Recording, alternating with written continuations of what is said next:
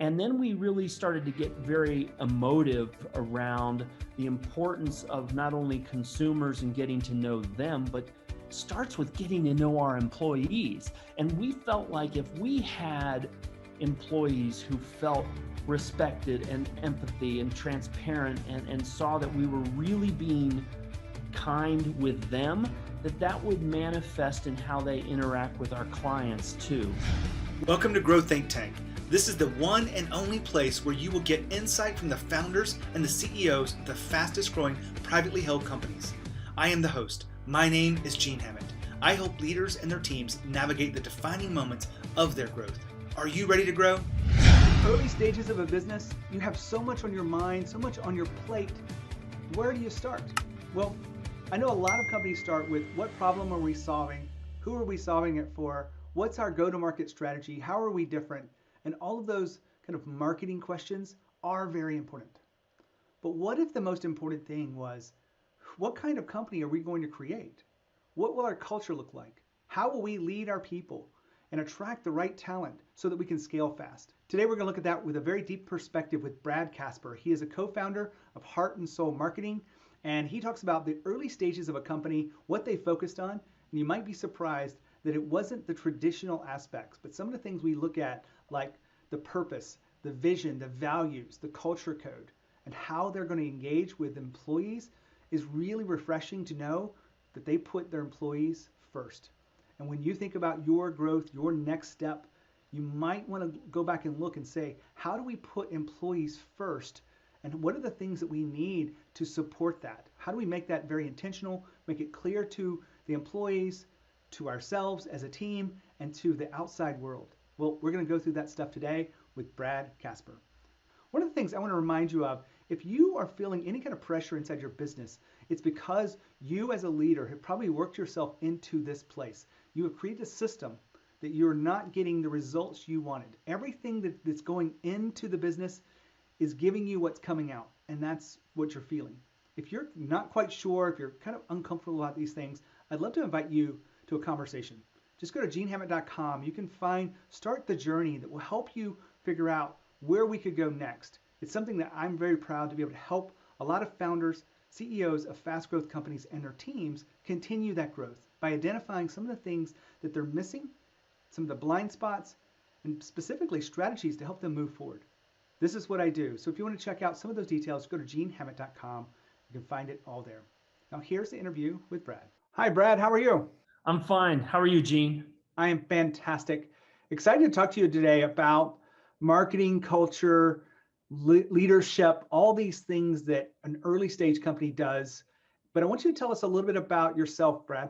Well, I don't think of myself as a serial entrepreneur, but some people may say that I am. I started my career with General Electric as a financial analyst. I went to Procter & Gamble, where I spent 16 and a half years with P&G in a variety of both domestic and international roles.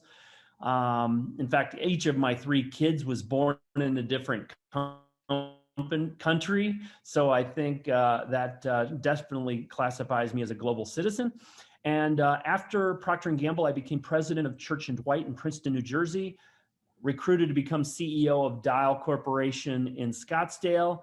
And since then, I've done a series of smaller and entrepreneurial companies after leaving Dial almost 10 years ago.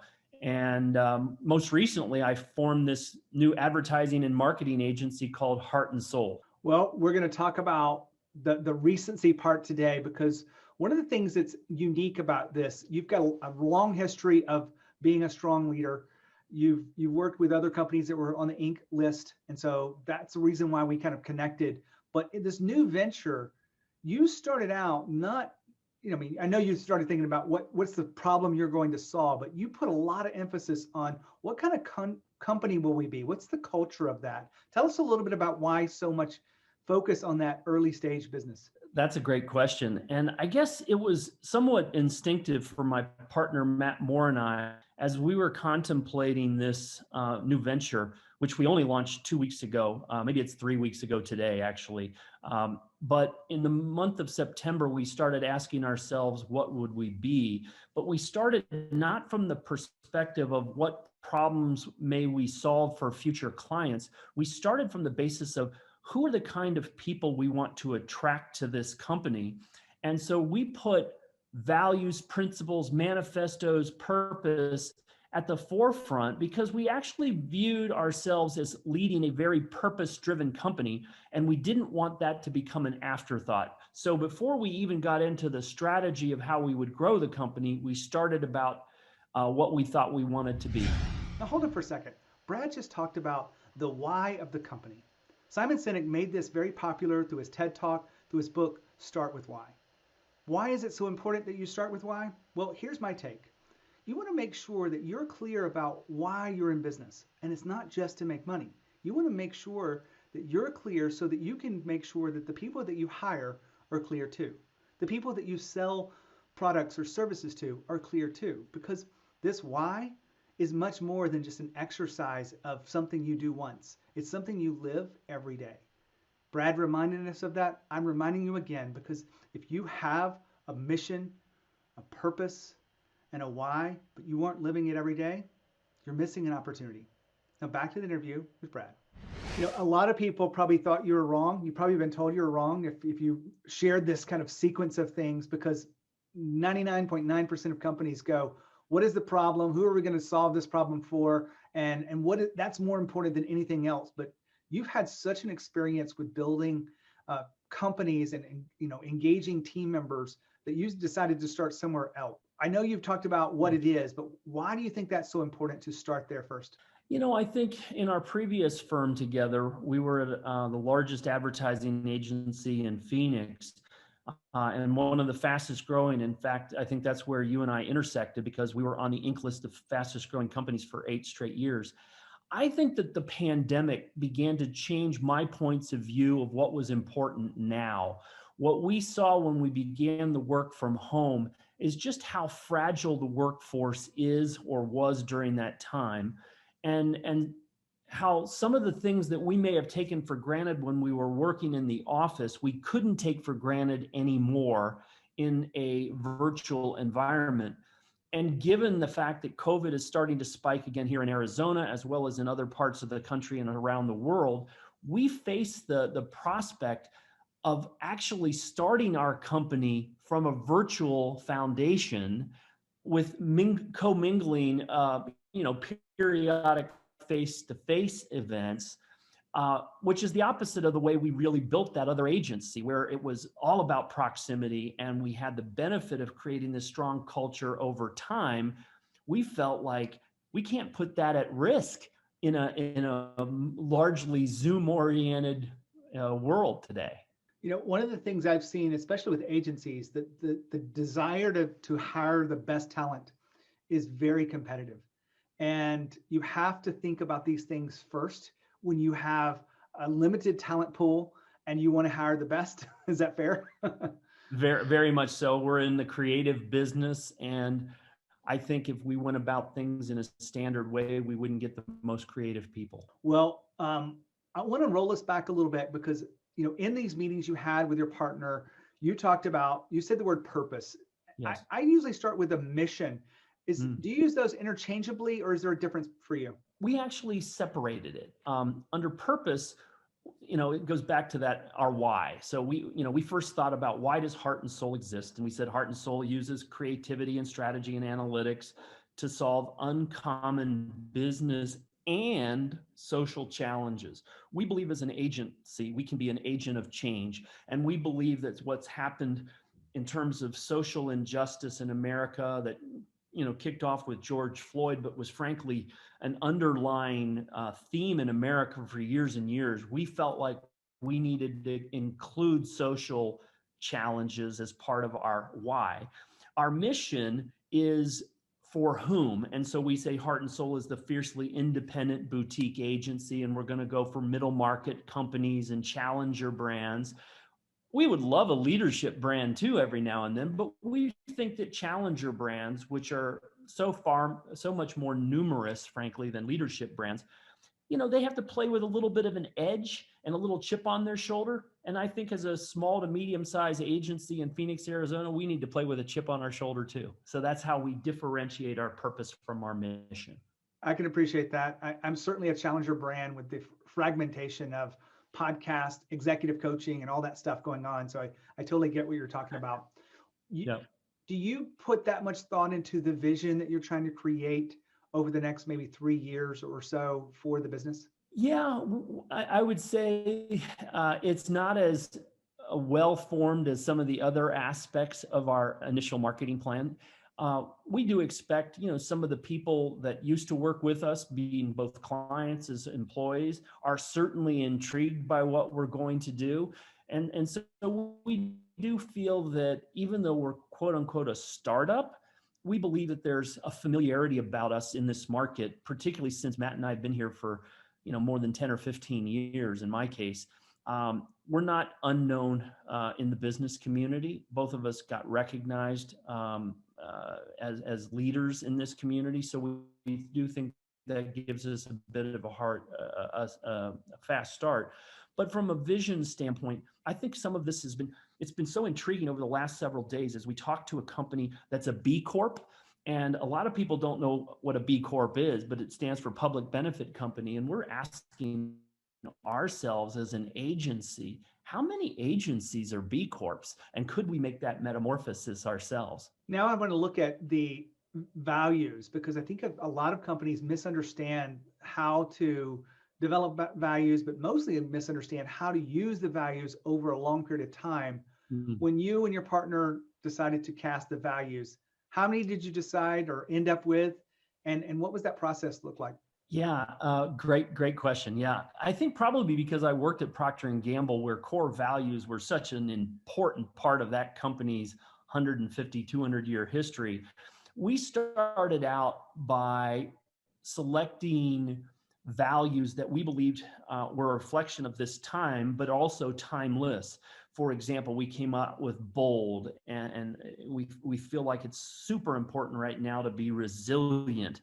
We think agencies, frankly, all companies and all individuals have to be resilient. We believe in empathy and transparency. So we began by spitballing, and we currently have 1, 2, 3, 4, 5, 6. We have 7 values, but I'm sure at one point we probably had 12 or 15, and then we started to boil the ocean a little bit and try to bring it down, looking at it from the lens of, as an agency, what do we need to offer our employees and conversely our clients? And then secondarily, how has the pandemic shaped, I'll call it, that mental and emotional fortitude that is frankly could be around for a long time? The agency business, I think there's 183,000 agencies in the United States or something crazy like that. We have to ask ourselves, how are we going to come through this? Some people have said, Brad, are you guys nuts for starting an agency in the middle of a pandemic when people are cutting back their marketing and advertising? And we think it's a perfect time to do that because we think that people are looking for new solutions. So we started with a list, probably, Gene, of 12 to 15, and we boiled it down to the 7 or 8. Now, hold on for a second. Brad just talked about values. When you have values in a company, you want to make sure you operationalize them, which is another way for, say, live them every day. I've said this over and over. I've said this in probably 3 dozen episodes, but I just had a conversation with someone the other day that knew that they could do a little bit more work on the values. They listened to some of the episodes here on the podcast, and it was something that they were able to learn and go and apply that immediately. So how important is that for you? Well, I think your values are one of the most important things you will do as a leader and as a team is to not just create them, but live them every day. This is just a reminder how important it is. Back to the interview with Brad, which is a very common approach when you went to the next step. And I don't know if this was exactly the next step, but one of the things that we talked about the other day and kind of researching whether we would put you on as an interview or not, no offense, hopefully, but we wanted to look at some of the different things that you were doing, and you came up with a manifesto. So what is that manifesto? Yeah, my partner, Matt, who was the chief creative officer at our previous agency, and he will be the president and chief creative officer of our current company.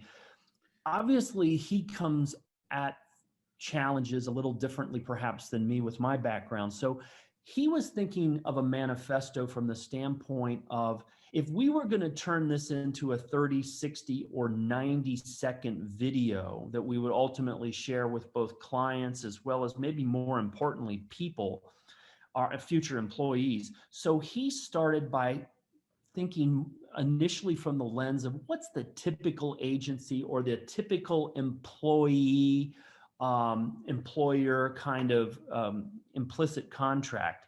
And then we said, how can we be different? And he struck a chord and said something to the effect of, we think it all starts with and is about people. Ultimately, we're going to market to consumers because we'll largely be a B2C type of company. And then we really started to get very emotive around the importance of not only consumers and getting to know them, but starts with getting to know our employees. And we felt like if we had employees who felt respected and empathy and transparent and saw that we were really being kind with them, that would manifest in how they interact with our clients too. So we've, borrowing off of themes like conscious capitalism and kindness capitalism. Matt attended some webinar online that talked about the kindness economy. And we started saying, damn, with all the vitriol that we see on politics right now, and this being election season, we really feel that there's an opportunity not to be tone deaf, but to stand out because of kindness and concern and care that starts with employees and then will manifest in terms of our care for clients too. So we've been walking through some of the key pieces that you worked with your co-founder to develop and be very intentional about the kind of company you want to create through the purpose, through the vision of this, the values, this manifesto. All of this comes together to really describe who you want to be as a company. Now, I want to ask you another question that kind of goes a little bit deeper, but have you thought about who do you want to be as a leader in this stage of the company? That's a good question. I probably have spent less time thinking about who I want to be as a leader, because I think the leader that I've been over the last several years since I made the jump from large company to small and entrepreneurial agency was working pretty well. I know one of the fears I had when I initially came into the other agency, Gene, was here I am in my mid 50s. Am I going to really connect and resonate with young people who are 20 something and 30 something? Now I have 3 kids who are 20 something, so I felt like I could relate to them pretty well, but can I resonate with other employees? And most agencies actually skew a little bit female too. So We'll probably have an agency that's 60% female.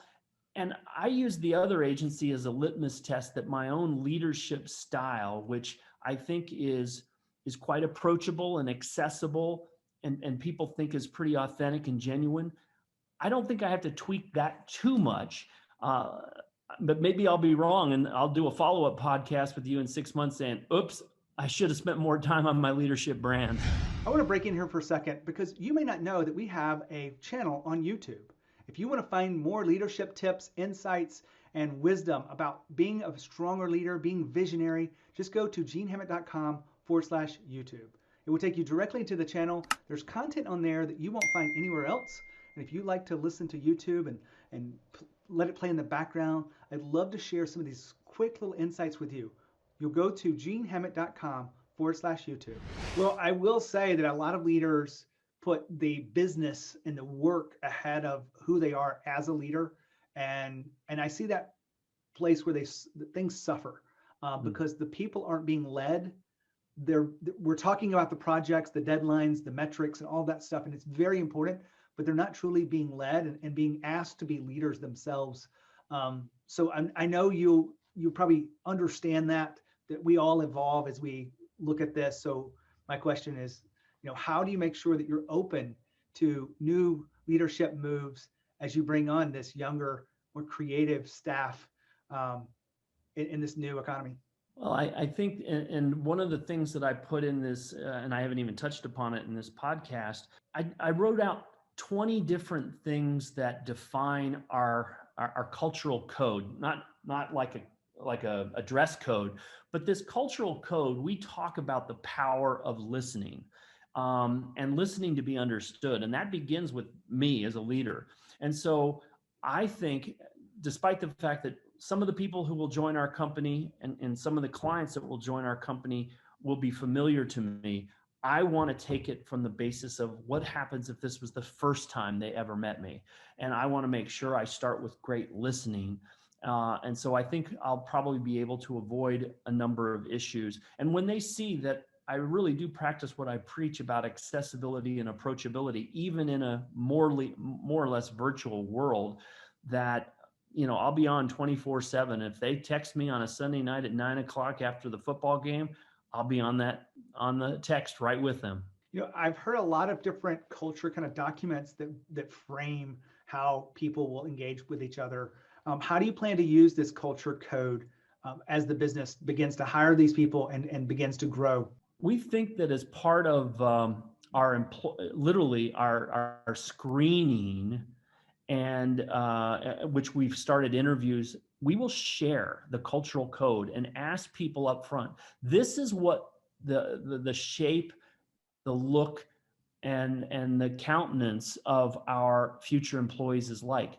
Tell us which of these 20 tenets really resonate with you. What are the 5 that resonate? So, but to keep this thing alive, it's got to be more than just something that people print out and put on their desk or digital wallpaper. This will be something that we use for our employee reviews. I'll probably have regular Zoom meetings with all employees, and we'll bring up and showcase best in class examples of where employee A or B has utilized the cultural code, if you will, to have success, not just internally, but externally too. So it's imperative that this becomes almost in place of an employee manual, that this becomes the way we live, work, and play. Brad, I really appreciate you sharing some of the tools that you're using, some of the thought that you've put into the culture that you want to create, from the culture code through all these other things that we've talked about. I appreciate you being here on the podcast, sharing that wisdom. Well, I'm so happy that you gave me that opportunity. I greatly appreciate it, Gene, and I wish you continued success with all your podcasts and all your speaking engagements that are around the corner. Well, this wraps up another fantastic episode of Grow Think Tank. We've been talking with Brad about how do we treat people coming into our organization. He's been doing it much more intentionally than most people are. And I really want you to think about, even if you're an experienced company, what could you do that you've learned from this interview to take your culture to a next level? Whether it be going back and recasting the values or figuring out how you live the values, maybe it's creating your own culture code.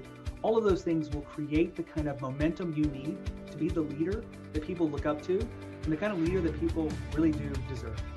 If you have any questions about your own leadership, make sure you reach out to me. Check out some of the free content at genehammett.com.